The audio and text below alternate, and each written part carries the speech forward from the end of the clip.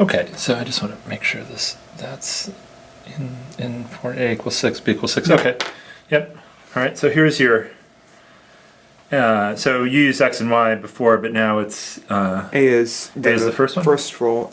So A is you're stopping on A or higher on the first roll, stopping on B or higher. Okay. On the second roll, okay. And I think this is what we saw yesterday, that 4.26, that Yeah. sounds familiar. This is just testing 6 and 6. Mm-hmm. And we got, yeah, that seems pretty accurate. I'll just sort of explain. This is the probability, or the expected value that stopping on the first roll gives you. Right, this first term here. Yeah. Yep. That's 6 plus A over 2 times 7 minus A over 6. Yep. Stopping on the second roll is 6 plus B over 2 times the probability A minus 1 over 6 Yep. times 7 minus B over 6. Yep. Yep. Plus This must be the the last third one, roll. 3 halves. 7 halves times A minus 1 over 6 times B minus 1 over 6. Yep. And then I have that outputting as a fraction and doing and that as a decimal Mm-hmm. as well. So we see for A and B both being 6, we get 307 over 72, which is around 4.26. Yep.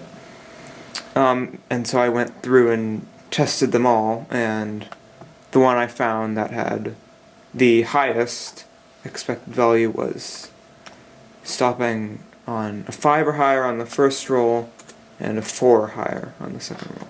Okay. And when you do that, you get 14 thirds or Oh, wow. 4 and 2/3. And so that would translate to 466 and 67 cents about Oh. for multiplying by $100. Cool. And what did we get to do A equals 4? What did we get yesterday? So we were close yesterday. Very close. We got Oh, 4.625. wow. So Okay. we were just Just a little Yeah. bit light. But wow, this is great. So 4.66. Okay, wow, this is really, really great work. So I'm really proud of you for working through all of that whole detail. I'm going to show you now how we can arrive at this conclusion by looking through a slightly different approach. So you don't have to test all of them, but All right. this was really well done. So we'll just look at it really quickly how to find this. I don't know.